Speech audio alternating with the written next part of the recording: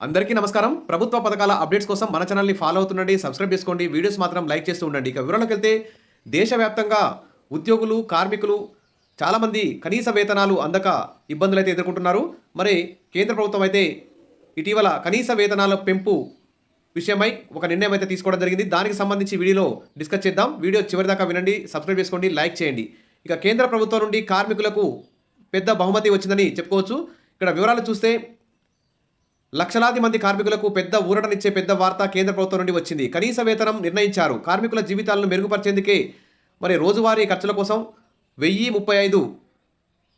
రూపాయలుగా నిర్ణయించడం జరిగింది. ఇది కార్మికులందరూ సంతోషించదగినటువంటి విషయం అని చెప్పుకోవచ్చు.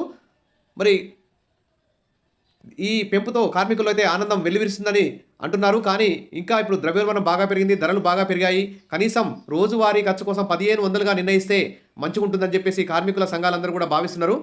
ఇక్కడ చూస్తే కార్మికులకు సాధికారత కల్పించడమే వేతనాల పెంపు ప్రధాన లక్ష్యమని కార్మిక మంత్రిత్వ శాఖ పేర్కొన్నది. ప్రాంతాల వారీగా నైపుణ్యం గల, నైపుణ్యం లేని, ఈ విధంగా వివిధ రకాల వర్గాలకు చెందిన కార్మికులకి మరి ఈ విధంగా రోజువారీ ఎంత వేతనం ఇవ్వాలని చెప్పేసి కేంద్ర ప్రభుత్వం అయితే ప్రకటించడం జరిగింది. ఇక్కడ చూస్తే రూ. 783 కొంతమందికి, ఈ విధంగా చూస్తే నెలకి 20,358 రూపాయలుగా ఇచ్చే విధంగా నిర్ణయించడం జరిగింది. ప్రతి సంవత్సరం 2 సార్లు వేతనాలు నిర్ణయించబడతాయి. అందరికీ తెలిసినట్లుగా కేంద్ర ప్రభుత్వం ప్రతి 6 నెలలకు ఒకసారి ప్రస్తుత కనీస వేతనంలో మార్పునైతే ప్రకటిస్తుంది. మరి ఏప్రిల్ 1 మరియు అక్టోబర్ 1 ఈ విధంగా ఈ కనీస వేతనాలు అయితే సవరిస్తుంది.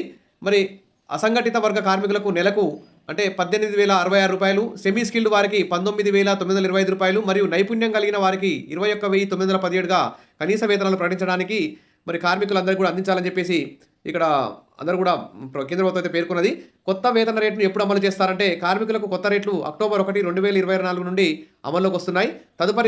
తదుపరి కార్మికుల వేతనాల పెంపు అనేది ఏప్రిల్ 2025లో అప్పుడు జరుగుతుంది.